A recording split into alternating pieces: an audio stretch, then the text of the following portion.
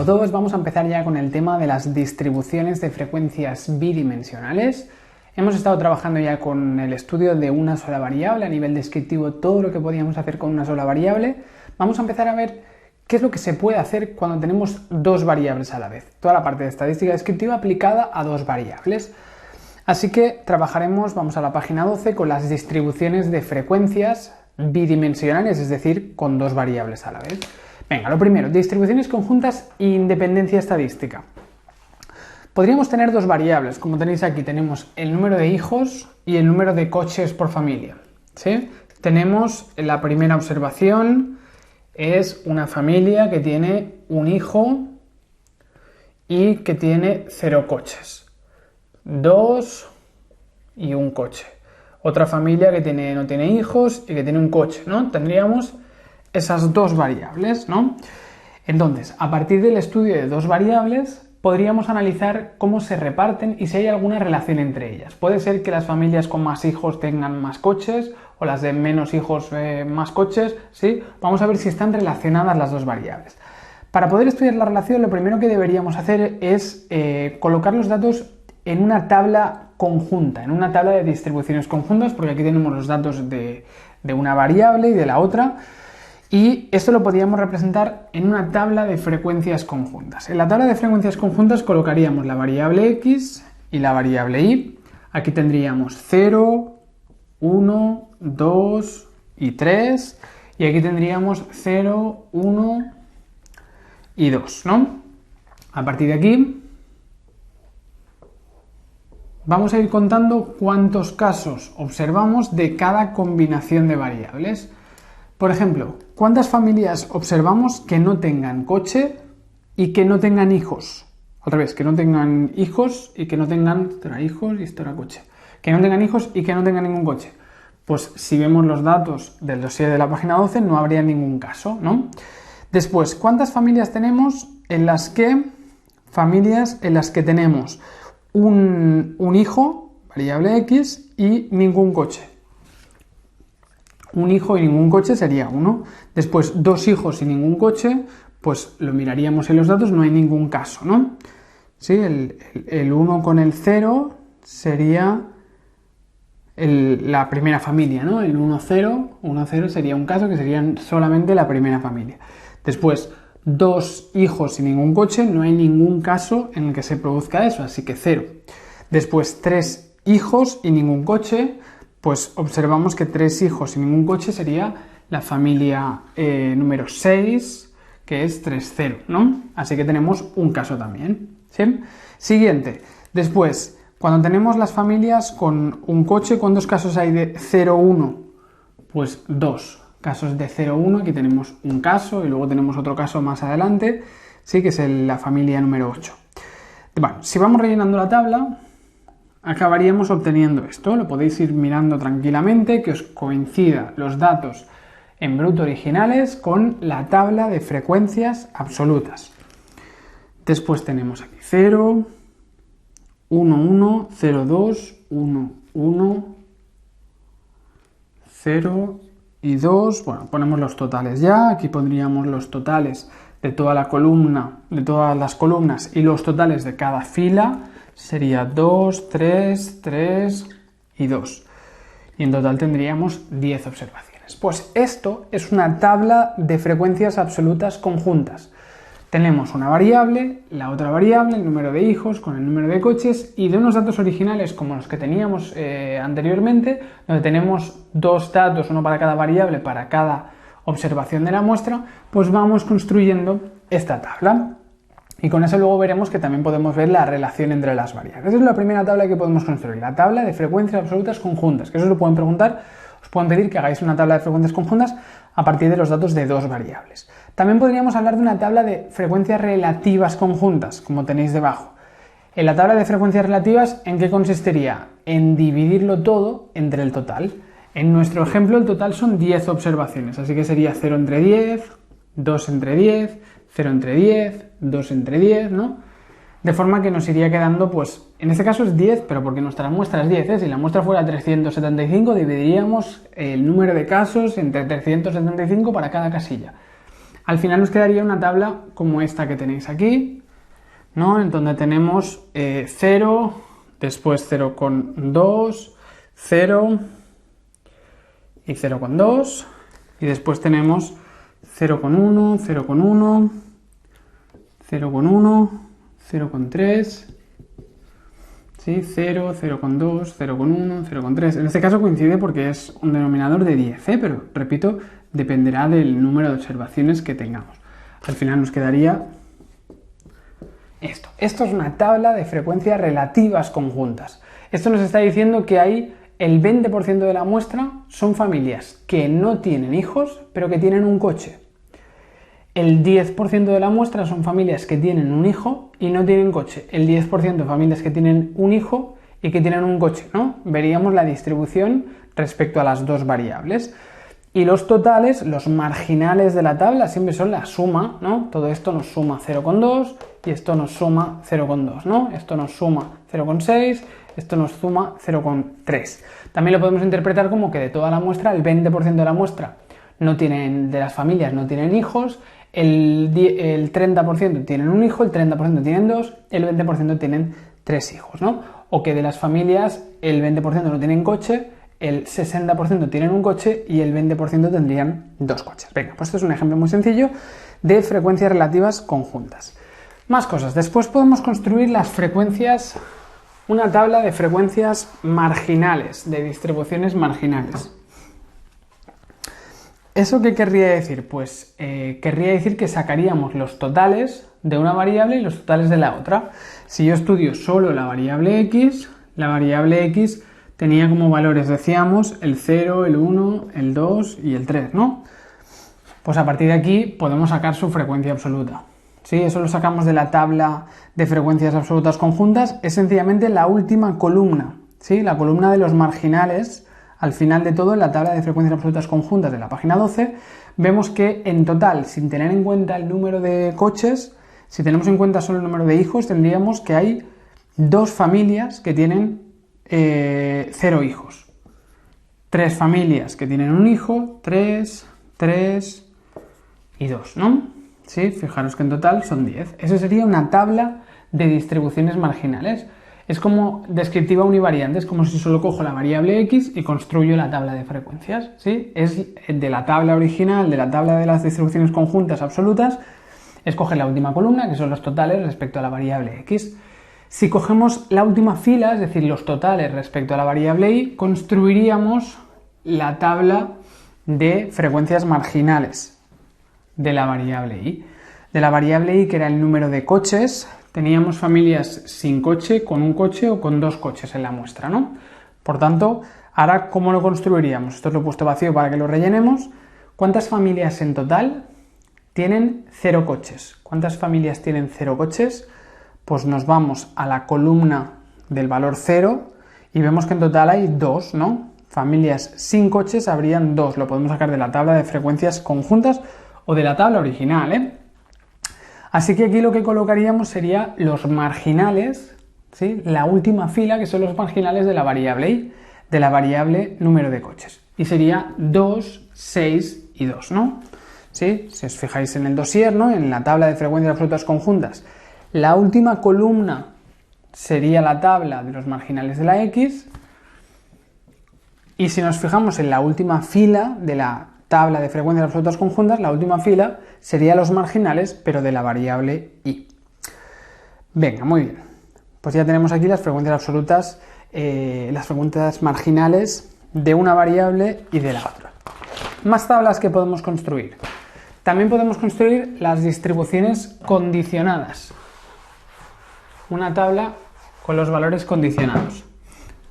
Es decir, vamos a copiar un momentito la tabla para tenerla como referencia. Era x y, la x era los hijos y esto eran los coches. Esto era 0, 1, 2. Aquí teníamos 0, 1, 2 y 3. Y esto era 0, 2, 0. Después 1, 1, 1. 0, 2, 1. 1, 1, 0. Venga, de todo esto sacaríamos 2, 6, 2 y aquí 2, 3, 3, 2 y 10, ¿no? Esta era la tabla de las frecuencias absolutas conjuntas, la que mencionábamos antes. Vamos a dejarla aquí, que será más cómodo para construir ahora esto, ¿no? Decíamos antes que para construir las tablas de los marginales os decía, la última columna y la última fila, ¿no? Los marginales de la X, los marginales de la Y. Entonces, estamos en la página 13, ahora hablamos de distribuciones condicionadas. Distribuciones condicionadas sería una tabla como esta, pero condicionada quiere decir bajo una determinada condición. Por ejemplo, tenemos una primera tabla que nos dice los valores de X condicionados a que la Y sea igual a 2. Eso quiere decir, esta línea la leemos como un sí condicional. Los valores de X si la Y es 2. Si la Y es 2, ¿cuáles son los posibles valores de X? ¿Cómo construimos esta tabla? Pues decimos, si la Y es 2, es decir, si la familia tiene 2 coches, ¿cuáles son los posibles valores del número de hijos? Pues 0, 1, 2 o 3, ¿no? Esos son los posibles valores de X si la Y es 2. De ahí le sacamos las frecuencias absolutas. Frecuencias absolutas. Si la Y es 2, ¿cuántas familias hay que no tengan hijos? Ninguna. 0. ¿Cuántas familias hay que tengan un hijo? 1. ¿Cuántas familias hay que tengan 2 hijos? 1. Y familias que tengan 3 hijos, ninguna. Voy a poner un poquito más así. Pues esto es una tabla de frecuencias absolutas condicionadas, en este caso a que Y sea igual a 2. Y de ahí podemos sacar la tabla de las frecuencias relativas condicionadas. Las absolutas, en este caso, ¿cuánto es? Es 2, ¿no? ¿Sí? Así que solo hay 2 casos de familias que tengan 2 coches. De esos 2 casos, uno es una familia que tiene un hijo y uno es una familia que tiene 2 hijos. Así que para hacer las frecuencias relativas condicionadas, no vamos a dividir entre 10, vamos a dividir entre 2, porque ahora estamos hablando solo de 2 familias que están bajo esta condición. Así que sería coger 0 entre 2, que sería 0. Luego 1 entre 2 sería 0,5. Luego 1 entre 2, que sería 0,5. Luego 1 entre 2, que sería 0,5. Y 0 entre 2, que sería 0, ¿no? Tendríamos todos estos valores de frecuencias relativas, ¿sí? Frecuencias relativas condicionadas, en este caso, a que Y sea igual a 2. Esa es una tabla de frecuencias condicionadas y esto en total también nos tiene que sumar 1. La tabla de frecuencias condicionadas puede ser, hay muchas tablas condicionadas. Esta es la tabla condicionada a que Y sea 2, pero podría ser condicionada a que Y fuera 0 o a que Y fuera 1. O podría ser la tabla de los valores de Y condicionada a que la X fuera 0, o condicionada a que la X fuera 1, o que la X fuera 2, o que la X fuera 3, ¿sí? Tendríamos todas esas tablas condicionadas, bajo cualquier condición de X o cualquier condición de Y, ¿sí? Entonces podríamos construir una tabla. Os he puesto un ejemplo para que lo rellenemos, pero os he puesto unos puntos suspensivos porque habría muchas más tablas, todas las tablas que os he dicho ahora. Así que si nosotros quisiéramos construir la tabla de los valores, en este caso de Y, condicionados a que la X fuera igual a 0, ¿qué querría decir? Que quiero saber el número de coches si la X es 0, es decir, número de coches en las familias que no tienen hijos. Ahora estaríamos hablando de este subgrupo, ¿no? Por tanto, a partir de aquí, ¿cuántas familias que no tienen hijos no tienen coche? Ninguna. Bueno, ya serían 2, 0, 1, 2. Ninguna, ¿no? ¿Cuántas familias que no tienen hijos tienen una Y de 1? Es decir, tienen un coche. 2 familias que no tienen hijos, pero que tienen 2 coches. No, perdón, que no tienen hijos, pero que tienen un coche, quiero decir, ¿no? Que no tienen hijos, pero que tienen un coche. ¿Y cuántas familias tenemos que no tienen hijos, pero que tienen 2 coches? Pues ninguna, 0. Así que en total tenemos esto. Solo hay 2 familias que no tengan hijos. De las dos tienen en este caso un coche. Así que nos quedaría esto y luego si hago la frecuencia relativa sería 0 entre 2, que sería 0, 2 entre 2, que sería 1 y 0 entre 2, que sería 0. Así que nos quedaría esta columna de frecuencias relativas. Fijaros que hemos construido otra tabla de frecuencias distribución de frecuencias condicionadas, ¿sí? Podríamos hacer para x igual a 0, x igual a 1, para x igual a 2, para x igual a 3, para y igual a 0, para y igual a 1 y la de y igual a 2 ya la hemos hecho también, ¿sí? Venga, así que todo eso son tablas de frecuencias condicionadas. Más cosas. Después, independencia estadística. A ver. Independencia estadística. Si nosotros tenemos una tabla como esta, vamos a poder valorar si son independientes las dos variables o si están relacionadas. Diremos que las variables x y y son independientes si la frecuencia relativa conjunta, es decir, n y j entre n, es igual al producto de las frecuencias relativas de fila y columna. Si esta igualdad se cumple, ojo que esto no tiene por qué cumplirse, pero si se cumple, decimos que son dos sucesos independientes, es decir, que no tienen relación entre ellos, que son independientes, que no tienen nada que ver una cosa con la otra, ¿sí? Sucesos independientes, si se cumple esta igualdad, es un tic, ¿sí? Vamos a comprobar si en este caso podemos considerar que son independientes. ¿Cuál es la frecuencia relativa conjunta de la primera casilla? Pues sería 0 de frecuencia absoluta entre una n de 10, ¿no? Frecuencia relativa de 0, ¿no? Como la segunda tabla. 0 entre 10. ¿Cuál es la frecuencia relativa de la fila? Estoy aquí, 2 de 10. ¿Sí? De la fila, el valor de i, fila y j columna, ¿sí? O lo podemos considerar al revés, depende de cómo normalmente se entiende i como fila y j como columna, multiplicado por nj entre n. Si estoy en esta casilla, ¿sí? La columna es esta, ¿no? Así que sería la frecuencia relativa total de este valor de i, sería en este caso 2 de 10 también. ¿Es verdad que 0 entre 10 es igual a 2 entre 10 por 2 entre 10? O sea, 0 entre 10 sale de esto entre esto. Frecuencia relativa de la casilla anterior. Y esto debería ser igual, si fueran independientes, a, si estoy en esta casilla, este es su total y este también, así que esto entre esto por esto entre esto, ¿sí? Las frecuencias relativas multiplicadas. En nuestro caso, esto no se cumple. Como no se cumple, decimos que las dos cosas no son independientes. No son independientes, es decir, están relacionadas. Hay una relación entre el número de coches y el número de hijos. En este caso, con estos datos, hemos encontrado una asociación, una relación entre el número de coches y número de hijos, ¿sí? Si esto se cumpliera, deberíamos comprobarlo para todas las casillas. En todas las casillas se debería cumplir. Solo con que haya una donde no se cumple, ya podemos decir que hay una relación y que no son dos cosas independientes. Aquí decimos que hay una relación y que no son independientes. Esto no se cumple, ya está, no falta comprobarlo más, ¿sí? Pero si hubiera dado igual, si esto se hubiera cumplido, no sería suficiente para decir que son independientes, porque deberíamos mirarlo en todas las demás casillas, ¿sí? Por ejemplo, la segunda casilla, esta de aquí, ¿cómo haríamos este cálculo? Sería hacer 2 entre 10, debería ser igual a 2 entre 10 por 6 entre 10. Si hacemos este cálculo, sería 0,12 y esto sería 0,2, así que tampoco se cumple, ¿sí? Eso nos ocurriría para todas las casillas. Pero no hace falta hacerlo, ¿eh? ¿Sí? No hace falta hacerlo en todas las casillas. Si en una casilla ya me sale que la igualdad no se cumple, es que no son independientes, es decir, que están relacionadas. Si es diferente, hay relación. El número de coches tiene relación, tiene asociación con el número de hijos. Pues cuantos más hijos, más coches acostumbra a tener la gente, ¿no?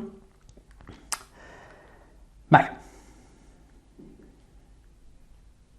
Bueno, por tanto, tendríamos esa forma de comprobar la independencia estadística. Venga, más cosas. Después, medidas de asociación, covarianza y correlación.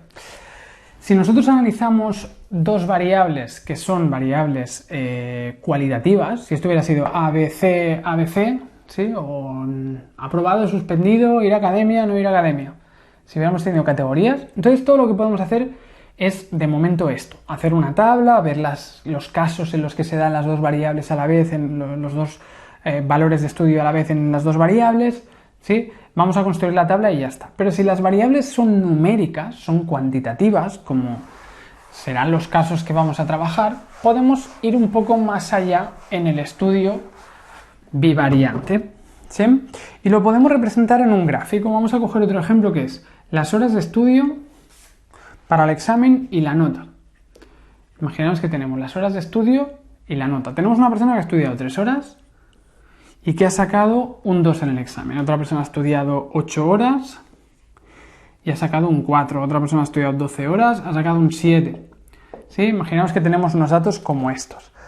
A partir de aquí, lo primero que podemos ver para analizar la asociación entre las variables es, bueno, primero podríamos hacer la tabla de antes, aunque nos quedarían muy poquitos valores. Lo que podríamos hacer es analizar la relación con un gráfico que se llama el diagrama de dispersión. Diagrama de dispersión.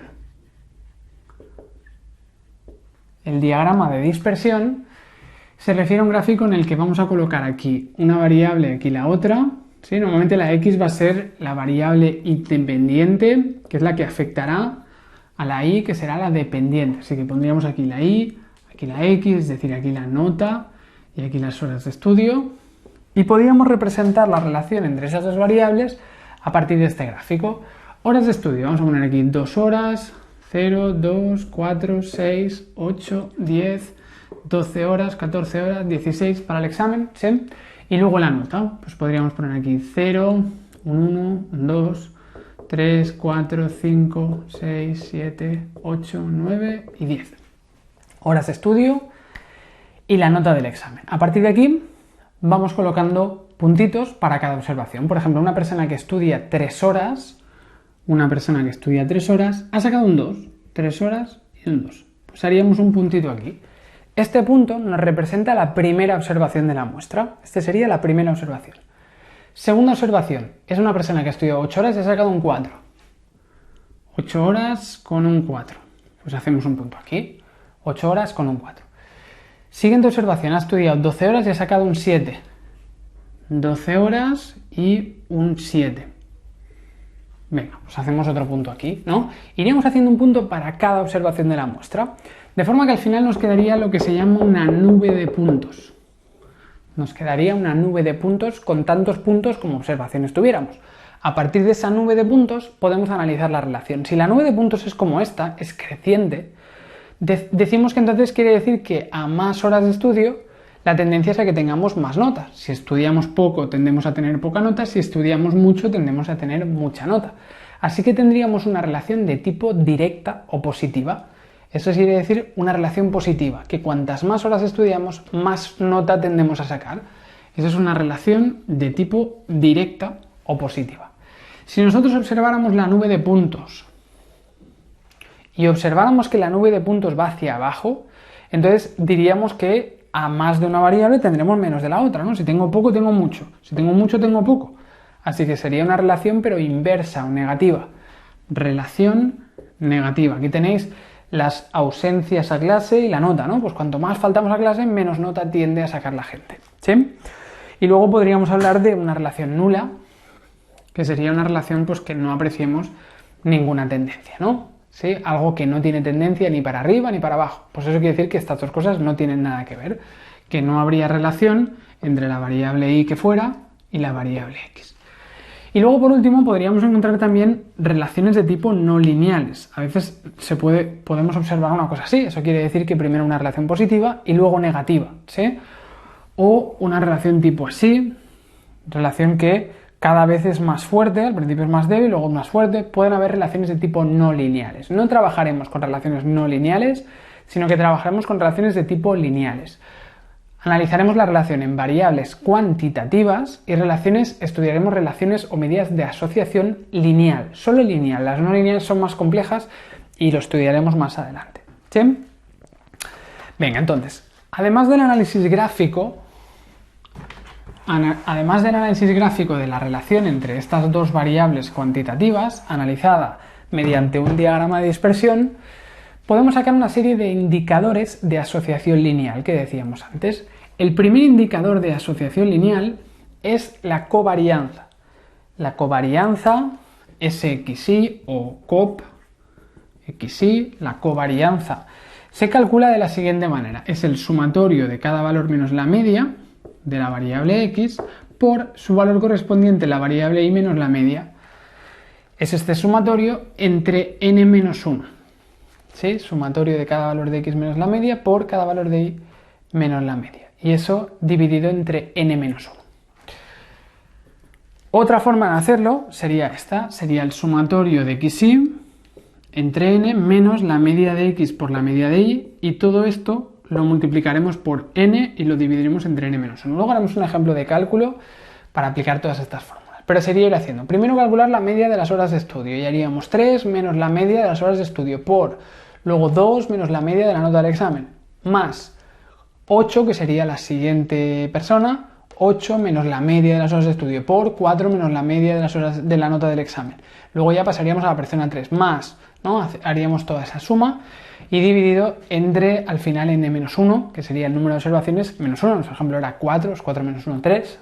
¿Sí? Y otra forma más rápida es esta, que es el sumatorio de cada x por cada y, es decir, 3 por 2 más 8 por 4 más 12 por 7, sumatorio de cada x por cada y, entre n, número de observaciones, menos la media de x por la media de y, y luego ya entre la n y entre la n-1. Venga, eso sería la covarianza. ¿Cómo analizamos la covarianza? Vamos a dejarnos la fórmula un momento para después, luego ya la utilizaremos para hacer cálculos. Pero ¿cómo interpretamos la covarianza? La covarianza es un valor que puede ser positivo, que puede ser 0 y que puede ser negativo. La interpretación es muy sencilla. Si la covarianza nos da mayor que 0, es que hay una relación de tipo positiva. Si la covarianza nos da 0, es que no hay relación. Y si la covarianza nos sale menor de 0, significa que la relación es de tipo inversa o negativa, que cuanto más de una cosa tenemos menos de la otra, ¿no? Relación directa o positiva, más de una cosa más de la otra, relación inversa o negativa, más de una cosa menos de la otra. Venga, entonces, a partir de esto, a partir de la covarianza, podemos ver el tipo de relación. El problema de la covarianza es que va a depender de la unidad de medida. Es una medida de tipo absoluta. Eso quiere decir que dependerá de las unidades de la x y de la y. La covarianza puede salir 2.000 millones o puede salir 0,005. Y no significa que 2.000 millones sea más que 0,005, porque depende de las unidades de medida. Puede ser una medida muy grande, por tanto saldrán covarianzas muy grandes. Unas medidas muy pequeñas saldrán covarianzas muy pequeñas. Así que no podemos interpretar si es mucho o poco. Solo vamos a interpretar si es positiva, negativa o nula. No podemos decir si es mucho o poca la relación, sino sencillamente si la relación es de tipo directa, inversa o si no hay relación. Venga, y luego tendríamos el coeficiente de correlación de Pearson para poder valorar la intensidad de la relación, porque con la covarianza no podemos, porque depende de las unidades de medida, decíamos, una medida absoluta. Para poder valorar la intensidad, entonces tenemos el coeficiente de correlación de Pearson. El coeficiente de correlación de Pearson consiste en coger la covarianza, Sxy, y dividirla entre el producto de las desviaciones típicas. Covarianza entre el producto de las desviaciones típicas. Esa es la fórmula para calcular la correlación. Viene de la covarianza y la estandariza a través de dividirla entre el producto de las desviaciones típicas. De esa manera obtendremos un valor que no tendrá unidad, porque le estamos quitando la unidad al dividirlo entre las desviaciones típicas. No tiene unidad, es decir, es una medida relativa. El coeficiente de correlación de Pearson es una medida relativa. Y el valor que nos saldrá lo vamos a interpretar de la siguiente manera. El valor puede ser que nos salga 0, ¿sí? Eso querría decir que no hay relación, pero ahora el valor del indicador nos saldrá acotado entre el más 1 y el menos 1. A diferencia de la covarianza que podría ser cualquier valor, la correlación no. La correlación va de más 1 como máximo, hasta menos 1 como máxima relación negativa, más 1 máxima relación positiva, menos 1 la máxima relación negativa. Así que esto es la máxima relación positiva y esto es la máxima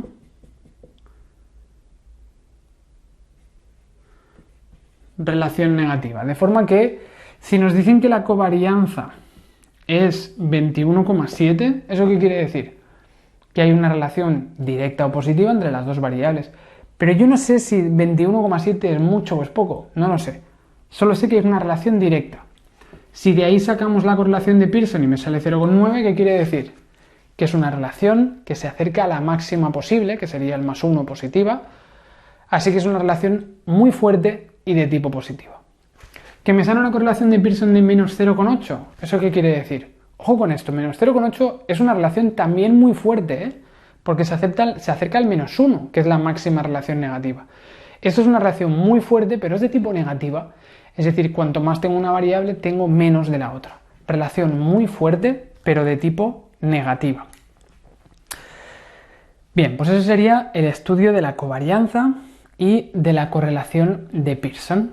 ¿Sí? También la correlación de Pearson tiene una cierta congruencia con la nube de puntos.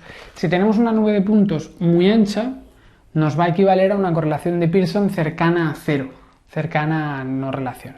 En cambio, si yo tuviera una nube de puntos muy estrecha, si tenemos una nube de puntos muy estrecha, ¿qué quiere decir? Pues que habrá una relación de tipo positiva y muy fuerte en este caso, ¿sí? Si tenemos una nube de puntos muy estrechita, significa más relación, más ancha quiere decir poca relación. Mirando las nubes de puntos que tenemos aquí, la primera nube de puntos es una correlación de 0,9, es mucha relación y de tipo positiva. La segunda es una relación débil, 0,5, ¿sí? Y positiva. La tercera que tenemos aquí en el dossier, en la página 14, es una relación muy débil, bueno, prácticamente nula, hace un poquito para abajo, pero nos da una correlación de 0. La cuarta es una correlación negativa de menos 0,3, negativa y muy ancha, luego menos 0,7 y menos 0,99. Veis que hay una equivalencia entre lo estrecha que sea la nube de puntos y la intensidad de la relación. Si la nube va para arriba, será una correlación de Pearson positiva, si va para abajo, correlación de Pearson negativa, y además se acercará más al más 1 o al menos 1 en función de cuanto más estrecha sea la nube, más cercano será al más 1 y al menos 1. Vale, y luego por último, vamos a hacer aquí una última medida. Por último, tendremos la matriz, el coeficiente de determinación. Por último, tendremos el coeficiente de determinación, que será una tercera medida para valorar la asociación lineal. El coeficiente de determinación o la bondad del ajuste que se llama, la R cuadrado, coeficiente de determinación, bondad de ajuste, consiste en coger el coeficiente de la correlación de Pearson y elevarlo al cuadrado. Correlación de Pearson al cuadrado. Eso nos dará la R cuadrado. Que antes nos había salido 0,9 de coeficiente de correlación de Pearson, pues ahora nos saldría 0,9 al cuadrado, 0,81. ¿Sí? ¿Cómo interpretamos la R cuadrado? Que sencillamente es la correlación al cuadrado. La interpretaremos como que nos está diciendo el porcentaje explicado. Si la correlación de Pearson al cuadrado, si la R cuadrado nos da 1, es lo máximo posible. Eso querría decir que el 100% de la variable y, queda explicada por la variable x. La variabilidad de la y queda explicada al 100% por la variable x. Vamos a decir explicada por la x, vamos a ponerlo así. ¿Sí? El 100% de la y viene explicada por la variable x, o de la variabilidad de la y viene explicada por la variable x. Y el valor más bajo sería 0, ¿no? Porque esto es menos 1 más 1 al cuadrado nos dará más 1. Pero ahora al cuadrado esto no puede dar negativo, así que como mínimo ahora es 0. ¿Sí? 1 es el máximo y 0 es el mínimo de la R cuadrado. ¿0 qué querría decir? Pues que el 0% de la variable y queda explicada por la x. ¿Sí? Antes que decíamos que nos había salido un 0,81, ¿cómo lo interpretaremos? Pues que el 81% de la nota del examen o de la variabilidad de la nota se puede explicar mediante las horas de estudio. Las horas explicarían hasta el 81% de las diferencias en las notas. Nos dice el porcentaje de la y que viene explicada por la x. Eso sería el valor de la R cuadrado. ¿Sí? Sencillamente coger la correlación de Pearson y elevarla al cuadrado. Y luego a veces los datos los vamos a tener presentados en una matriz. Podemos hablar de matrices de covarianzas, de varianzas y covarianzas, y matrices de correlaciones. Si tenemos una matriz de varianzas, covarianzas, eso nos va a servir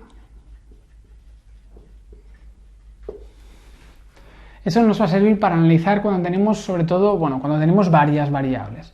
Por ejemplo, yo tengo las horas de estudio y la nota, pero tengo otra variable que son las ausencias a clase. Pues yo tendría las horas de estudio, la nota y las ausencias a clase. Pues me puede interesar estudiar la relación, entre las tres variables. Entonces deberíamos hacer una matriz de covarianzas en este caso. Sería poner horas de estudio, nota y las ausencias a clase. Entonces esto nos darían una matriz como esta con todos los valores dentro de la matriz. ¿Qué veríamos dentro de la matriz? Pues aquí veríamos la varianza de horas con horas. La covarianza de horas con horas es la propia varianza, así que sería la varianza de la primera variable, ¿no? Aquí, ¿qué veríamos? La varianza entre horas y nota, es decir, sería la covarianza entre las horas y la nota. Después, esto sería la covarianza entre las horas de estudio y las ausencias a clase. X, Z. ¿Sí? Siguiente casilla, ¿esto qué sería? Si esto es X y Z, ¿sí? Aquí tendríamos la covarianza entre la Y y la X. Luego aquí tendríamos la covarianza entre la Y y la Y, es decir, la varianza de Y. Aquí la covarianza de la Y con la Z, luego aquí Z con X, luego Z con Y y varianza de Z. Al final acabaríamos observando esto, lo tenéis aquí en la matriz, ¿no? Sí, en función de las diferentes variables.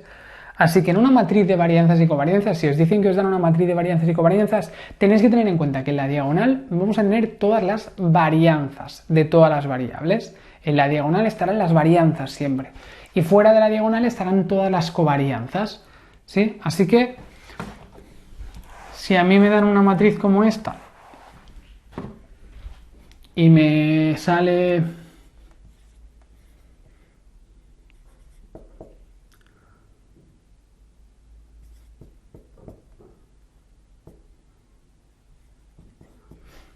esto, muchas veces no se ponen todos los valores en la matriz porque fijaros que es lo mismo la covarianza de notas con horas que de horas con nota, ¿sí? Así que esto nos quedaría igual, ¿sí? Nos quedaría así si nos dan una matriz completa.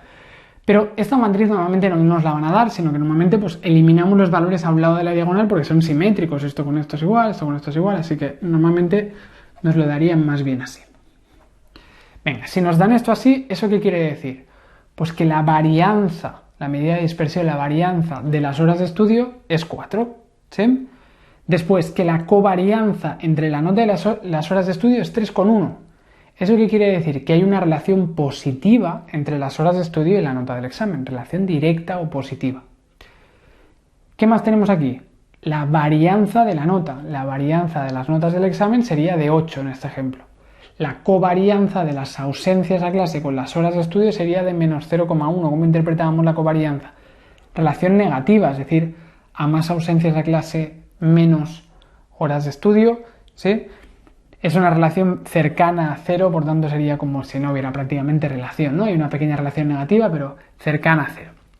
Y por último, covarianza entre ausencias a clase, se puede poner así también, entre ausencias a clase y horas de estudio, no, y nota, perdón, entre ausencias y nota, esa covarianza es XY, ¿eh? Estamos hablando de la covarianza, o en este caso sería la SZ con la Y. ¿Sí? La covarianza sería de menos 4,7, es decir, que habría una relación de tipo negativa entre las ausencias a clase y la nota del examen. ¿Sí? Ya tendríamos la covarianza de las. Y por último, el 9 sería la varianza de las ausencias a clase. Bueno, sencillamente en la matriz vamos a poder identificar por parejas todas las covarianzas y todas las varianzas que estarán siempre en la diagonal. ¿Sí? Es más que nada que lo sepamos leer. Esto no os lo van a hacer calcular, pero si os dan esto y os dicen, tenemos la siguiente matriz de varianzas y covarianzas, tenéis que saber eso, la varianza de X, la varianza de Y, la varianza de Z, la covarianza de una cosa con la otra. Bueno, estas tres son covarianzas entre ellas. ¿Qué más? Luego podríamos encontrarnos con una matriz, vamos a ponerla así, aprovechamos, matriz de correlaciones.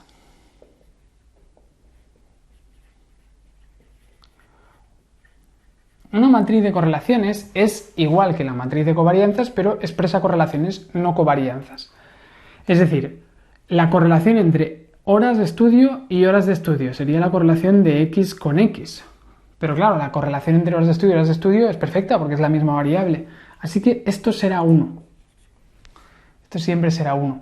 Después tendríamos la correlación entre X y Y.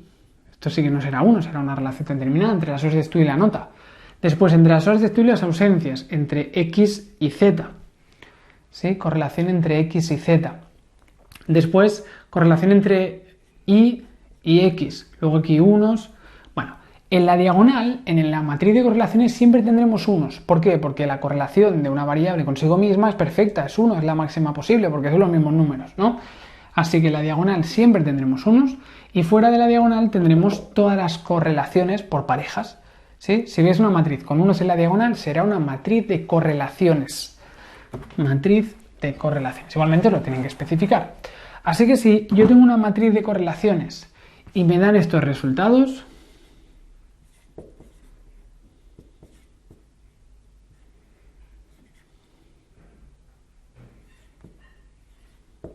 ¿yo qué interpreto aquí? Hay una correlación de Pearson de 0,9 entre las horas de estudio y la nota. Correlación de Pearson de 0,9 entre horas de estudio y nota. Correlación de Pearson de menos 0,1 entre ausencias a clase y horas de estudio. Y correlación de Pearson de menos 0,8 entre ausencias a clase y nota. Es decir, tengo una relación muy fuerte, se acerca al +1, y positiva, directa, entre horas y notas del examen. Es decir, que cuanto más horas de estudio, más notas saco. Relación positiva y muy fuerte. Esto es prácticamente una relación nula, casi una relación entre las ausencias a clase y las horas de estudio. Y finalmente tendríamos ausencias a clase con la nota del examen. Las ausencias con la nota del examen sería de menos 0,8. ¿Sí? Menos 0,8 sería la relación de tipo, una relación de tipo negativa, ¿no? Es decir, cuanto más faltamos a clase, a más ausencias, tendremos tendencia a tener menos nota en el examen, ¿no? Así que os pueden dar esto y os pueden decir, venga, interpreta los resultados de la matriz de correlaciones. Pues hay una relación fuerte y positiva entre horas y nota, relación nula prácticamente entre ausencias y horas, y relación negativa y bastante fuerte entre ausencias y nota. Venga, tenemos que saber interpretar una matriz de covarianzas y una matriz de correlaciones. Venga, vamos a la página 15.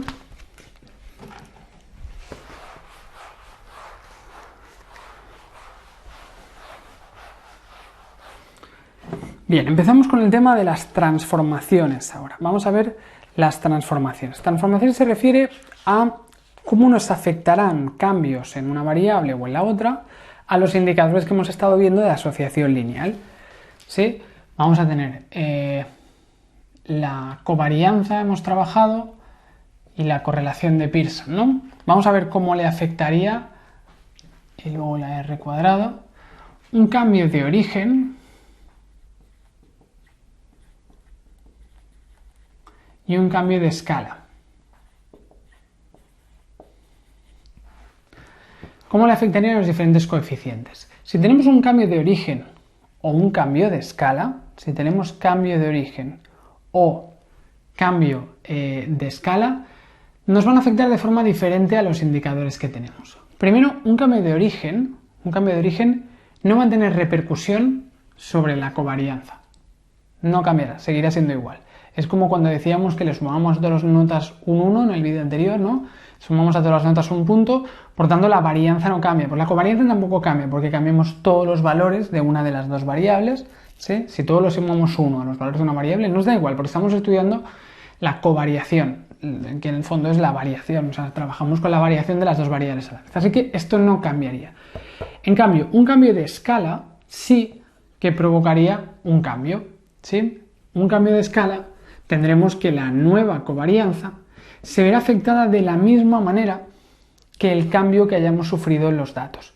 Como depende de la unidad de medida, si yo la unidad de medida la estoy cambiando porque la estoy multiplicando por 10, la variable, la covarianza sí va a cambiar. ¿Sí? Así que la covarianza, como depende de las unidades de medida, se verá afectada. Vamos a decir que esto es x más una constante, esto es x por una constante, pues se verá multiplicada por el número. Si las horas de estudio las multiplicamos por 5, pues entonces la nueva covarianza será igual pero por 5, ¿sí? Pero si las horas de estudio le sumamos a todas una, no cambiará. Y todas las demás medidas son medidas relativas. La correlación de Pearson y el coeficiente de determinación son medidas que no dependen de la unidad. Así que no le van a afectar ni los cambios de origen ni los cambios de escala. La única medida a la cual sí le afectan los cambios, a la única que le afectan los cambios, es a la única medida que le afecta a los cambios va a ser a la covarianza, que solo le afecta a los cambios de escala, no los de origen. Así que si hay un cambio de escala, la covarianza cambia. El resto de indicadores no cambia, ¿sí? Y sea un cambio de origen o de escala, estos dos son medidas relativas y por tanto no se verán transformadas.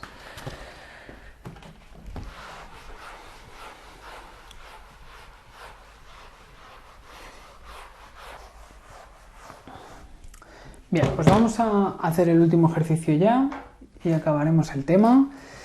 Venga, vamos a la página 16 y vamos a calcular con esos datos todos los indicadores que hemos estado viendo, ¿no? Venga, los datos son los siguientes. Volvemos al ejercicio de las horas de estudio con la nota del examen.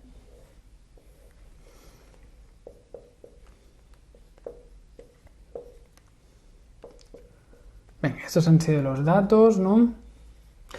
Y a partir de aquí nos dan una serie de sumatorios. Nos dicen que el sumatorio de las x es 44, que el sumatorio de las y es 21, que el sumatorio de las x al cuadrado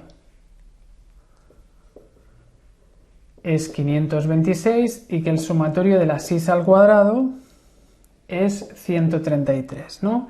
Y el sumatorio de las x por las y es 257, ¿vale? Además, nos dicen que la media de x es 11, la media de y es 5,25, después la desviación típica de x es 3,74 y la desviación típica de y es 2,75. Bueno, tenemos todos estos datos, ¿no? De hecho, las medias las podríamos obtener del sumatorio de las x entre 4, ¿no? 44 entre 4, 11, 21 entre 4, 5, 25, y las desviaciones típicas las podríamos obtener con la fórmula que veíamos en el vídeo anterior de descriptiva, ¿no? De una sola variable. Por tanto, eso lo podíamos resolver, pero bueno, lo tenemos porque es el tema anterior, no quiero que perdamos tiempo con esto. Así que, ¿cómo iríamos calculando los diferentes elementos que hemos trabajado? Primero, la covarianza. La covarianza hemos dicho que la podíamos obtener a partir del sumatorio de cada valor de x por cada valor de y entre n menos la media de x por la media de y. Y todo esto por n y entre n menos 1. Podemos aplicar esta fórmula, ¿sí? Si hacemos este cálculo, ¿qué nos saldría? Pues el sumatorio de las x por las y es 257 entre la n, que sería de 4, menos la media de x, que es de 11, por la media de y, que es 5,25. Y todo esto multiplicado por 4 y dividido entre 3, ¿no? Venga, así que haríamos el cálculo, 2,57 entre 4, menos 11 por 5,25, y luego por 4 y entre 3. Y nos daría 8,67. Venga, pues la covarianza en este caso sería de 8,67. ¿Eso qué nos indica? Pues es un valor positivo, eso quiere decir que tenemos una relación de tipo directa o positiva. Cuanto más tengo una variable, tengo más de la otra, ¿no? Relación directa o positiva.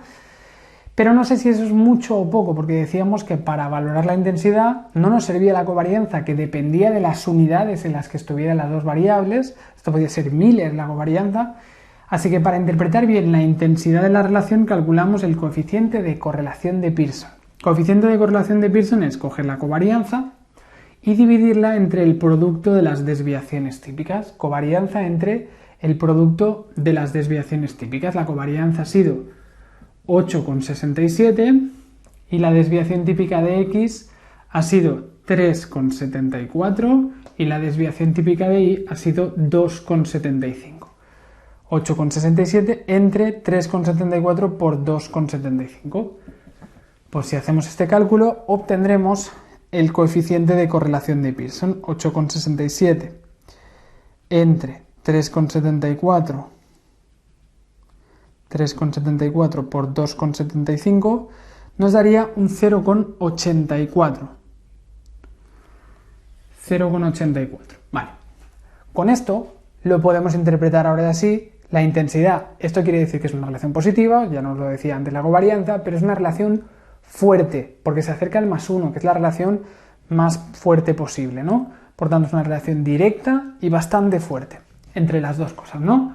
Cuanto más estudiamos, más notas sacamos. Y luego tenemos el coeficiente de determinación. El coeficiente de determinación lo obtendremos a partir de calcular la correlación de Pearson y elevarla al cuadrado.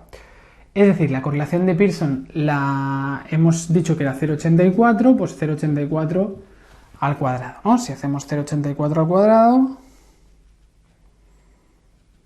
0,84 al cuadrado sería 0,71. ¿Eso qué quiere decir?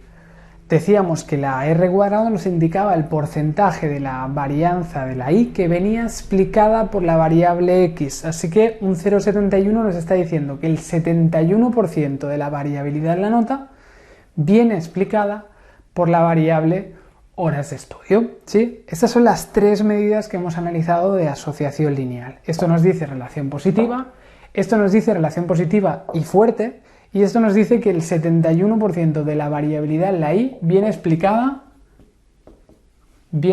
por la variable x, ¿no? Pues ya tendríamos resuelto los tres cálculos de asociación lineal. Y luego también podríamos calcular el tema de la recta de regresión, ¿sí? La recta de regresión decíamos que la b, primero calculábamos la b, que era la covarianza, y la dividíamos entre la varianza de x, ¿no? Podríamos aplicar esta fórmula.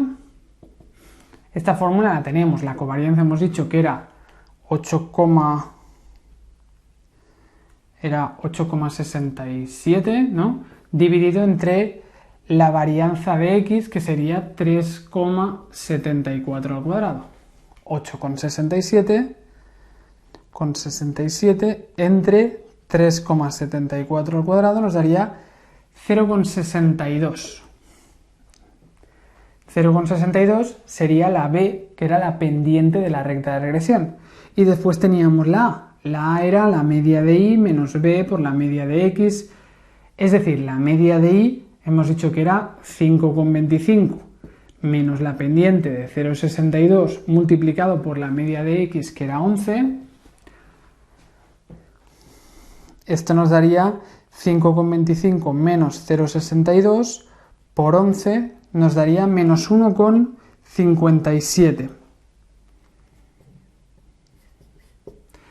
Pues si la recta era y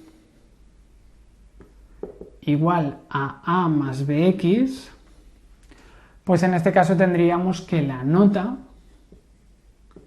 sería igual a una constante de menos 1,57.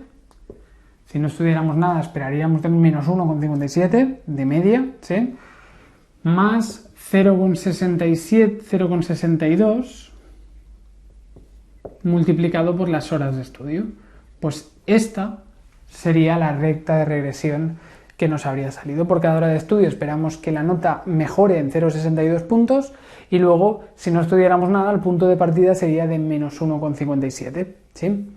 Sería una nota negativa, imaginamos un tipo test que se pueden tener valores negativos. Es igual, a veces el valor puede ser negativo aunque no sea real, pero porque no tendremos valores de que nadie haya estudiado nada de nada, ¿sí? Así que puede salir valores que a veces no tengan sentido con la teoría, pero que matemáticamente nos salga negativo, aunque en ese caso sí que podría tener sentido, tener un valor negativo. Venga, pues con esto tenemos la recta de regresión calculada con estos datos y podríamos, pues a partir de las horas de estudio, hacer cualquier predicción sobre la nota del examen.